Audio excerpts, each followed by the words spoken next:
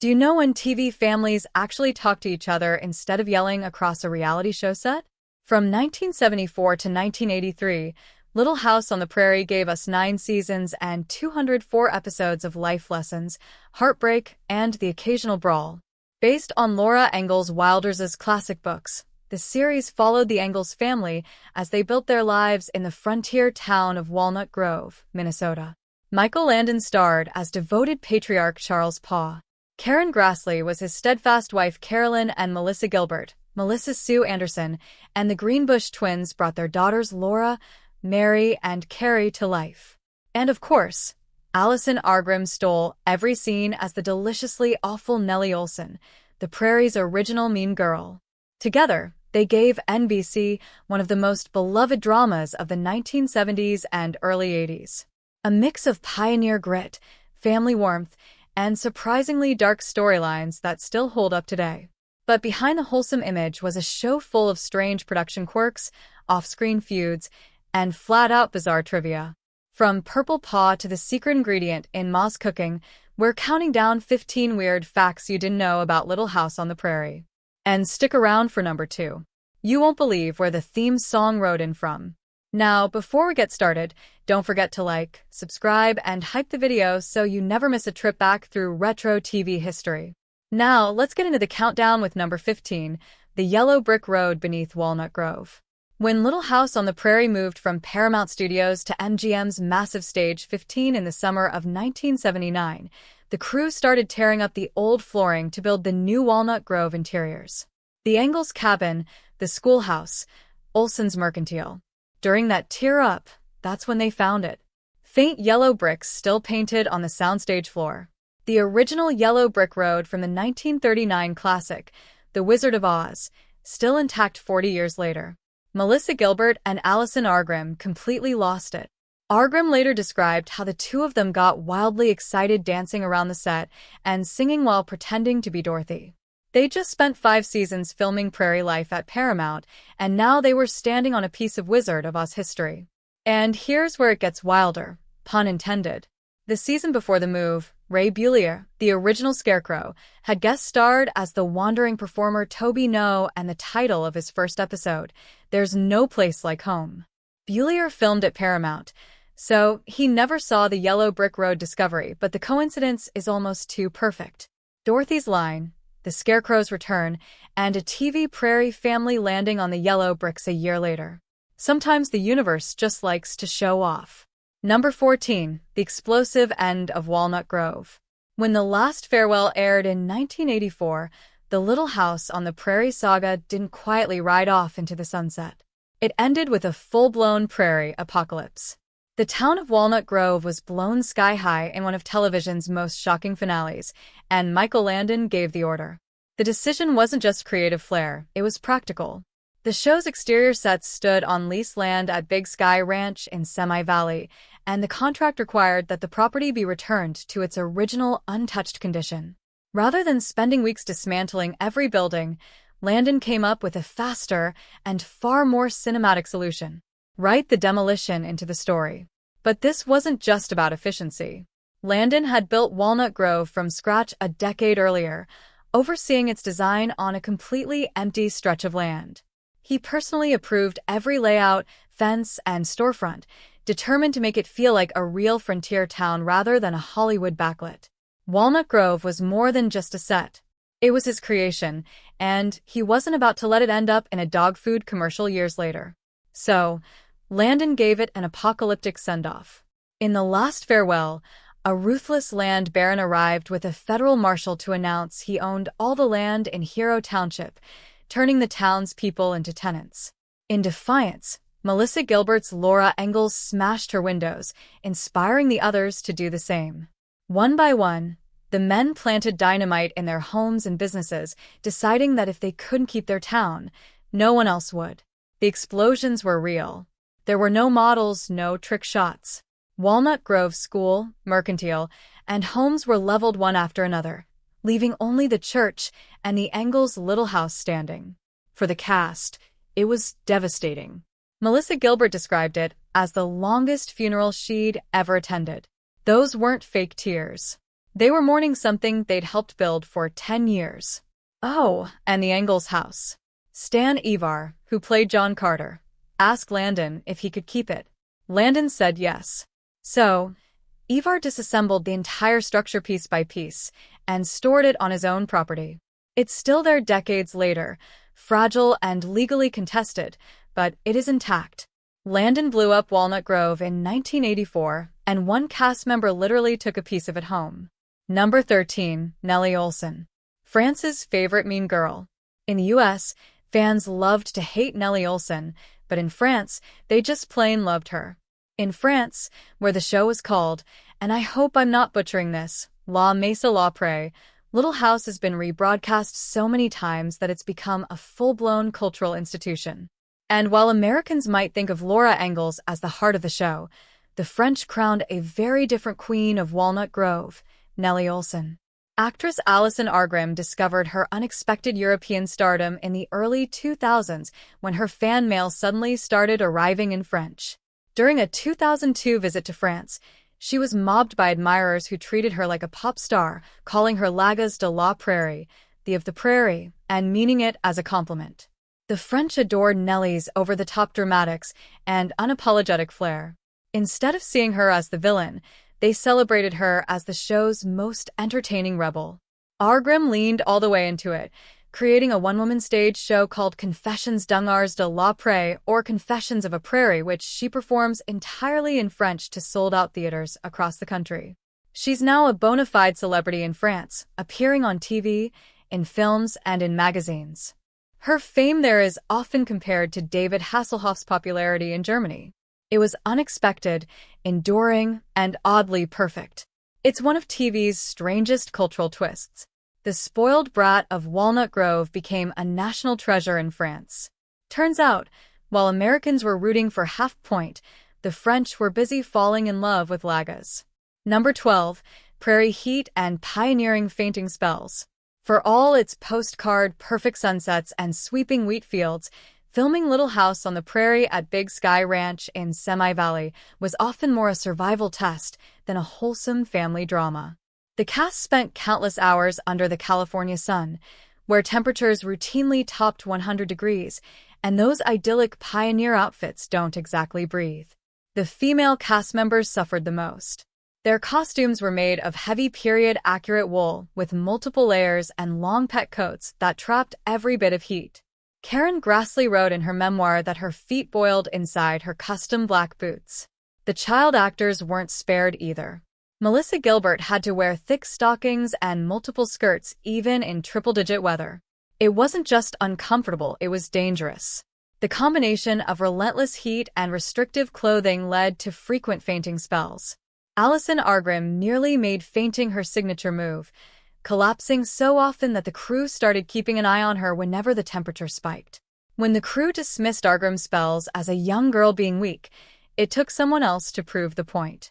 Sean Penn, appearing uncredited in the first season episode, the voice of Tinker Jones, directed by his father, Leo Penn, by the way, went down like a sack of potatoes and had to be taken off set for the rest of the day.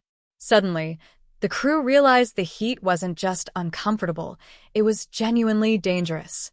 Argrim later thanked Penn for taking one for the team, since his collapse finally got the young actors proper hydration and heat safety protocols. It took a teenage boy passing out to convince Hollywood that maybe kids shouldn't faint for authenticity. Pioneering was hell, but at least someone finally noticed. Number 11. Michael Landon's Secret Height Advantage. Standing at 5 feet 9 inches tall, Michael Landon was perfectly average in height. But on screen as Charles Less, he looked like a commanding frontier giant. That took some work. His quest for a taller image started years earlier on Bonanza, where he played Little Joe alongside co-stars Lauren Green and Dan Vlier, who stood at 6 feet 2 inches and 6 feet 4 inches, respectively. Surrounded by literal TV titans, Landon became quietly self-conscious about being the shortest Cartwright. So, when Little House came along and he stepped into the role of Patriarch Charles, he was determined to stand tall, literally and figuratively. Landon's go-to trick was a pair of custom boots with hidden lifts. Alison Argrim later revealed that his footwear wasn't just for show. It added a few inches of pioneer power to every step. And he didn't stop there. He perfected the art of tactical staging, standing on steps, slopes, or mounds of dirt to gain an inch or two, positioning the camera at a slightly lower angle so he'd tower in frame, and occasionally placing shorter cast members beside him during key scenes. Pa Ingalls looked like the commanding leader of Walnut Grove. The boots, the camera angles, and the occasional mound of dirt made sure of it. Number 10. The Curious Case of Purple Pa. By the time Michael Landon was commanding the Prairie as Charles Ingalls, he was fighting another battle against gray hair. Landon started going gray in his early 20s. And by the Bonanza years, he was a loyal box dye customer, but under the California sun, his DIY dye job became one of Little's most unforgettable behind-the-scenes problems. He insisted on coloring his own hair with an off-the-shelf Clairol product. It worked fine indoors until the semi-valley heat and ultraviolet light got involved. After a few hours of outdoor filming, his dark brown hair would start shifting shades from rugged pioneer to something closer to Prince and the Revolution. By midday, Pa Ingalls sometimes had a noticeable lavender tint, earning him the unintentional nickname Purple Pa. Whenever the violet hue showed up on camera, filming had to stop. The makeup team would then scramble to cover it with dulling spray, dark matte powder, or anything that would tone down the grape glow until he could re-dye it later. Karen Grassley later called it one of Landon's most endearing quirks. The sight of their tough, perfectionist leading man suddenly rocking lilac hair was the kind of absurdity that broke even the most serious day on set. For all his efforts to look the part of the frontier hero, Landon couldn't beat basic chemistry. On the Prairie, the sun always won, and Purple Pa became a legend in his own right. Number 9. The secret ingredient in Ma's cooking. Those hearty frontier-style meals that the Ingalls family gathered around to share looked straight out of the 1870s, but smelled suspiciously like the 1970s. Behind the scenes, the food on Little House on the Prairie was far less rustic than it appeared. Filming in the semi-valley heat meant that anything truly homemade would spoil quickly or melt under the studio lights, especially during long shooting days with multiple takes. So, the prop department got creative, serving up store-bought stand-ins that could survive both the weather and the camera close-ups. Their two secret weapons, Dintamore beef stew and Kentucky fried chicken. Whenever the script called for a pot of rabbit stew, squirrel, or anything vaguely brown and hearty, it was usually canned dinty. It's easy to reheat, identical from take to take, and thick enough to pass for homemade stew on camera. For Ma's fried chicken, the cast didn't have to pretend to enjoy it. It came straight from the Colonel himself. Buckets of KFC were delivered to the set, and Melissa Gilbert later admitted she'd happily snack on leftovers once filming wrapped. The inside joke went so far that one episode, The Wave of the Future, featured a traveling salesman, clearly modeled after Colonel Sanders, pitching a fried chicken franchise to Harriet Olsen, who turns him down. It was a sly wink from the writers to the crew's not-so-frontier food supply. So, while Charles and Caroline Ingalls embodied pioneer self-reliance, their dinner table was quietly sponsored by canned stew and fast food. Turns out the secret to surviving life on the Prairie was a lot simpler than churning butter. Just pop the lid and pass the biscuits. Number 8. Laura and Nellie, best frenemies forever. On screen, Laura Ingalls and Nellie Olsen were the stuff of pioneer nightmares. Two pint-sized rivals constantly at war with each other, trading insults, hair-pulling, and the occasional mud bath. However, off-screen, Melissa Gilbert and Allison Argrim were the exact opposite. Instead of feuding, they became inseparable. The friendship began early in production when the two young actresses realized they had something in common. They were both sweating to death in wool dresses under the semi-valley sun. Between the heat, the long hours, and the heavy costumes, they quickly found comfort in each other's company, and comedy became their survival strategy. Argrim later called their friendship a mutual support system. While they were supposed to be bitter rivals on camera, between takes, they'd whisper jokes, confide about teenage crushes, and vent about Michael Landon's unpredictable moods. They were each other's sanity check in a world that demanded constant smiles and perfect takes. To break up the monotony of shooting, the pair became legendary pranksters. They'd hide props, mess with the sound crew's gear, and try to make each other laugh during the most serious scenes, sometimes succeeding a little too well.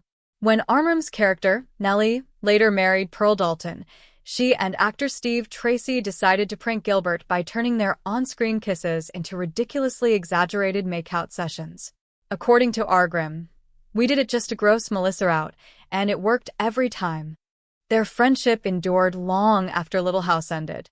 While many childhood Hollywood bonds fade, Gilbert and Armstrong remained close, reuniting frequently at conventions and sharing behind-the-scenes stories with fans.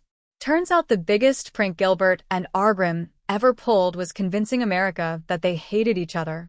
Now, if you're enjoying these trips behind the scenes of Little House on the Prairie, hit that like button and subscribe, and tell us in the comments if you were Team Laura or Team Nellie.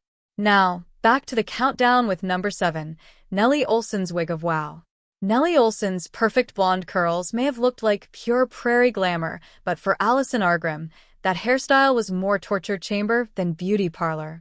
The spoiled, scheming Nellie became one of TV's most iconic mean girls, but the price of that signature look was real physical pain. In the first few episodes, the show tried using Armstrong's natural hair.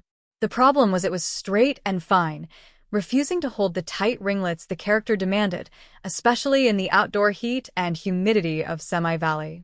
Hairstylists would spend hours every day with old-fashioned curling irons damaging Armstrong's hair and scalp, only to watch the curls fall flat by mid-afternoon. The solution was a custom wig. Multiple custom wigs, actually. The show's hairstylists needed Nellie sausage curls to look identical in every episode. So, they created several versions, including stunt wigs specifically for scenes where Nellie would get pushed into the mud or covered in mess. No sense ruining the good wig when Laura Ingalls was about to exact her revenge. The problem wasn't the wig itself. It was how they attached it. The heavy, tightly curled wig was secured with metal combs jammed into Armstrong's natural hair, then pinned down with dozens of sharp bobby pins. Every filming day, those metal combs dug into her scalp, and the combination of pressure, heat, and weight made for constant agony. By the end of the day, Armstrong's scalp would sometimes bleed from the repeated friction. In her memoir, she compared the wig to a medieval torture device. As Nellie's character matured and her hairstyle evolved into a more elaborate bouffant, Armstrong nicknamed her new wig the Jiffy Pop wig, a poofy, oversized creation that somehow managed to be even more ridiculous than the ringlets. But here's the kicker. After Armstrong left the show, her original wig didn't retire. It was passed on to the actress who played Nancy Olsen, Nellie's adopted sister and the show's new resident villain. Nellie Olsen's curls outlived Nellie herself. Number 6. The twin behind Carrie's famous fall. The youngest Ingalls daughter, sweet little Carrie, wasn't played by one child actor. It actually took two. Identical twins Lindsay and Sydney Greenbush shared the role throughout Little House on the Prairie's run, a common Hollywood workaround for strict California child labor laws. Under state regulations, child actors could only spend a few hours a day on set and had to devote part of that time to schoolwork. By hiring twins, the production team could seamlessly swap one out for the other, doubling the available filming time without breaking any rules. When one Greenbush sister hit her daily limit, the other would step in, dressed in the same costume, ready to pick up exactly where her twin left off. But what the Greenbush twins are best remembered for wasn't their shared role. It was one spectacularly adorable accident. In the show's opening credits, we see Laura, Mary, and little Carrie running joyfully down a grassy hill toward their home until Carrie suddenly takes a tumble and rolls into the grass before popping back up, smiling. That stumble wasn't in the script. It was just a happy accident that became television history. Now, here's what happened. Right before filming, the twins had been napping. In the rush to get the shot, someone accidentally put Carrie's shoes on the wrong feet. And as the girls ran down the hill, the discomfort threw off her balance and she tripped. Instead of cutting the tank, Michael Landon loved it. He thought it perfectly captured the natural, unpolished spirit of childhood, so he kept it. That genuine little fall became one of the most memorable moments in the series, playing at the start of every episode for years. The fall was so iconic, Family Guy spoofed it years later. One twin, wrong shoes, and perfect timing. That accidental tumble made it into the credits for 8 seasons. Nobody planned it, but everybody remembered it. Number 5. Pa Went Commando. Michael Landon might have been one of America's favorite wholesome father figures as Charles Ingalls, but behind the scenes, he was a lot less buttoned up than he appeared, literally. According to multiple cast members, Landon often went commando while filming. No underwear, just prairie pants. Landon took great pride in his physique and kept himself in excellent shape, working out regularly and showing off his tan, muscular build whenever possible. Between his shirtless farm scenes, open vests, and perfectly fitted trousers, he wanted to be seen as a rugged, handsome frontier hero, not just a folksy family man. Of course, going commando created some, let's call them complications. Grassley admitted in her memoir that Landon's no-underwear policy was both distracting and at times uncomfortable for his co-stars. The crew found it amusing, but for the actors filming emotional family scenes, it did make eye contact a bit of a challenge. The decision was very on brand for Landon's off-camera persona. He was confident, image-conscious, and a little rebellious. It was a far cry from the modest, soft-spoken Pa audiences saw on screen. So, while Charles Ingalls preached humility and hard work on the prairie, Michael Landon was quietly redefining free range. Number 4. When Ma Asked for a Raise. On screen, Charles and Caroline Les were the gold standard of pioneer partnership. They were devoted, patient, and united through every hardship the prairie threw at them. Off-screen, however, Michael Landon and Karen Grassley's relationship was far more turbulent, marked by tension, silence, and one bitter feud that nearly broke their working dynamic. The trouble began when Little House on the Prairie became a massive hit. Ratings soared. NBC was making serious money, and Landon was getting paid as the star and as the show's writer, director, and executive producer. Meanwhile, Karen Grassley, the emotional anchor of the series, was being paid far less than her male co-star. When she finally asked Landon for a raise, the conversation didn't go the way she'd hoped. According to Grassley's memoir, Bright Lights, Prairie Dust, Landon dismissed her request outright, reportedly telling her she should be grateful to have the job. He even made personal remarks about her appearance and used her past struggles with alcoholism against her, a move that deeply hurt and embarrassed her. The fallout was immediate. Their once warm rapport turned icy. From that point on, the affection between Pa and Ma, seen on screen, became pure acting.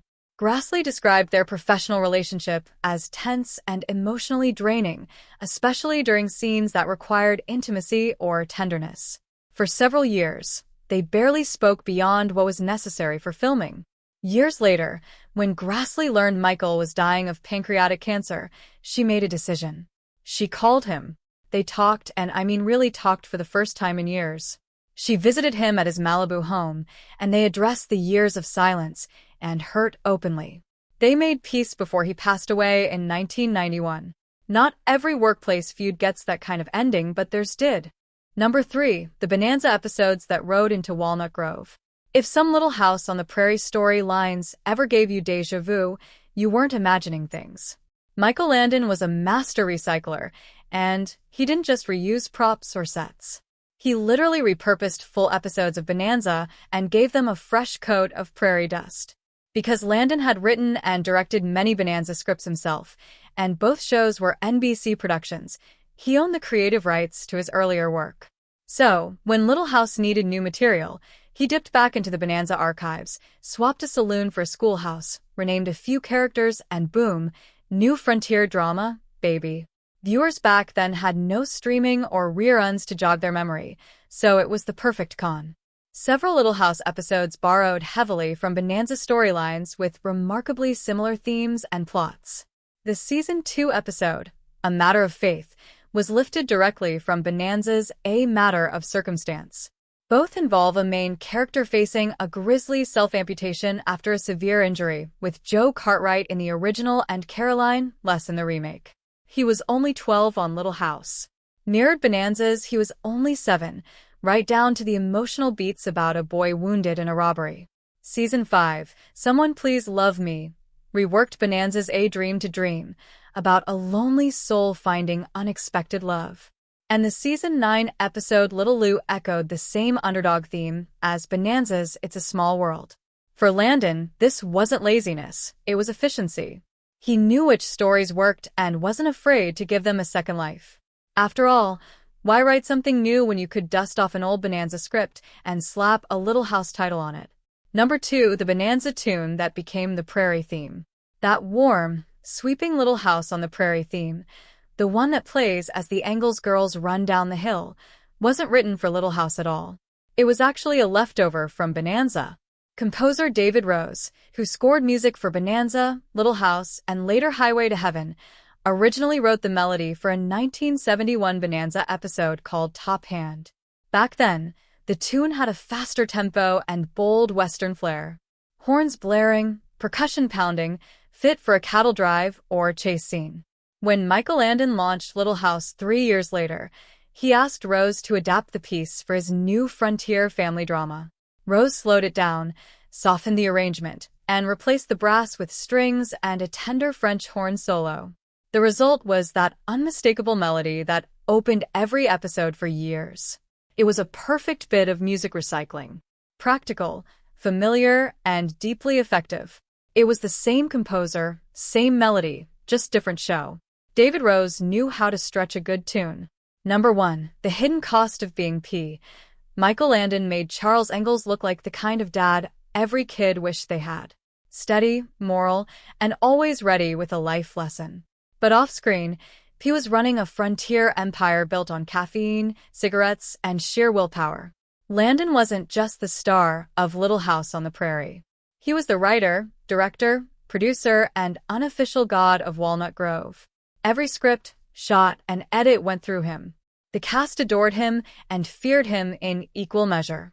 And while he protected Little House's family-friendly image like it was sacred, the atmosphere on set was anything but. Crew members joked it was Mad Men on the Prairie. Coffee mugs full of wild turkey, clouds of unfiltered smoke, and one exhausted perfectionist holding it all together.